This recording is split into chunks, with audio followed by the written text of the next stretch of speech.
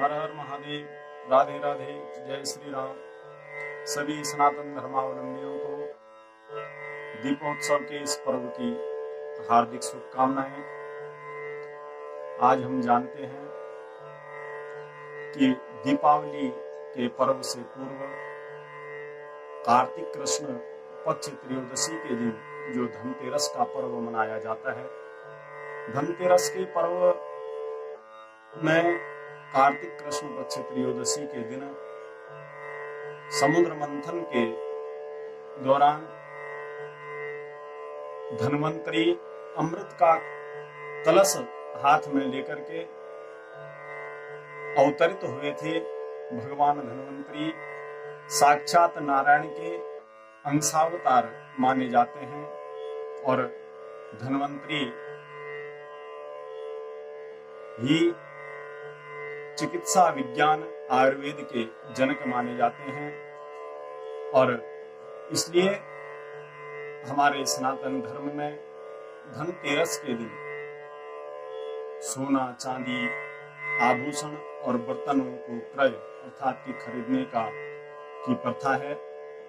लेकिन धनतेरस का पर्व हमें धन आभूषण से ज्यादा स्वास्थ्य रूपी धन की रक्षा करने की शिक्षा देता है।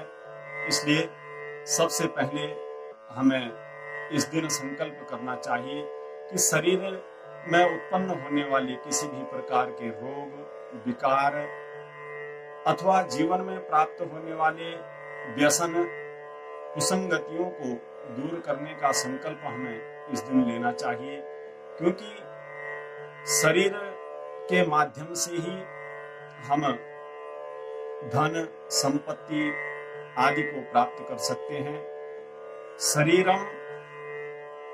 शरीर माध्यम खलु धर्म साधनम, शरीर ही समस्त प्रकार के कर्तव्यों का निर्वहन करने का साधन है। इसलिए क्योंकि कहा है कि पहला सुख निरोगी काया, इसलिए शरीर को स्वस्थ करने का संकल्प हमें इस दिन लेना चाहिए, धन त्रयोदशी के दिन। और उसके पश्चात अच्छी बात है कि घर में कुछ ना कुछ पदार्थ, कुछ ना कुछ आभूषण, कुछ ना कुछ धातु के बर्तन घर में क्रय करना चाहिए। जीवन की आवश्यकताओं की पूर्ति करने का भी एक बहुत अच्छा यह साधन है। और इस दिन घर में सायंकालीन घर के मुख्य द्वार पर तिल के तेल के दीपक को प्रज्वलित करना चाहिए और यमराज के निमित्त भी, धर्मराज के निमित्त भी 4 दीपकों को चारों दिशाओं में, एक चतुर्मुहा दीपक लेकर के दीपक के चारों दिशाओं में 4 दिए लगाकर उसमें तिल का तेल डालकर घर के बाहर किसी दूर स्थान पर धर्मराज के निमित्त का दिया दान करना चाहिए। धर्मराज के निमित्त धन त्रयोदशी के दिन और नरक चतुर्दशी के दिन 2 दिन दान करने का विधान बताया, क्योंकि सूर्य देव की जो धर्म पत्नी छाया देवी हैं, उनके श्राप के कारण यमराज को 2 रूप प्राप्त होने का शाप मिला था। पहला देव रूप धर्मराज के रूप में और दूसरा यम रूप प्रेत के रूप में प्राप्त हुआ था। इसलिए धन त्रयोदशी के दिन देव रूप में धर्मराज के निमित्त दीप का दान करना चाहिए, 4 बत्तियों वाले दिए का दान करना चाहिए। और नरक चतुर्दशी के दिन फिर प्रेत रूप यमराज के निमित्त का दीप दान करना चाहिए। और फिर आते हैं दीपावली अर्थात की कार्तिक कृष्ण पक्ष अमावस्या के दिन, जिस दिन भगवान राम असत्य पर सत्य की विजय को प्राप्त करके अपने माता सीता और भ्राता लक्ष्मण के सहित अयोध्या पहुंचे थे। तो अयोध्या वासियों ने उस दिन खुशी मनाते हुए पूरी अयोध्या नगरी को दीपक की रोशनी से प्रकाशित किया था। तो हमें भी उसी खुशी में घर में सुख, शांति, समृद्धि और ऐश्वर्य की कामना को करते हुए यह प्रकाश का पर्व मनाना चाहिए।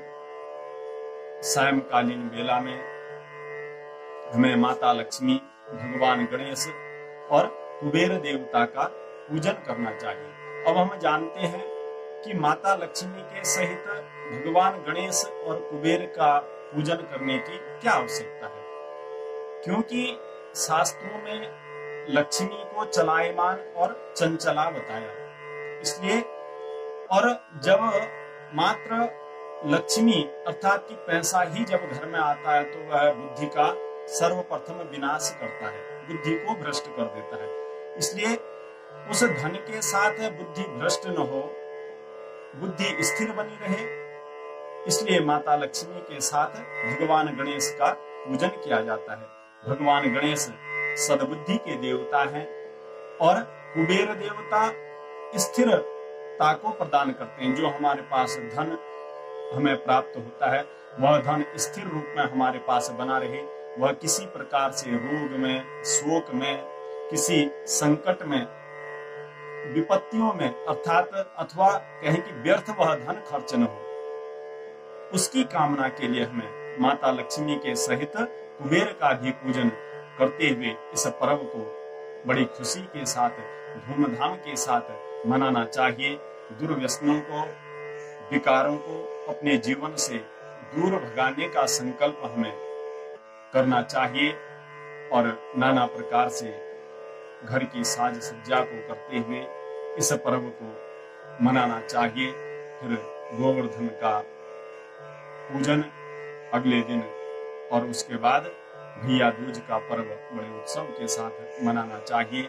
इसी कामना के साथ पुनः एक बार सभी भगवत प्रेमियों को, सनातन धर्मावलंबियों को इस दीपोत्सव पर्व दीपावली की बहुत बहुत हार्दिक शुभकामनाएं।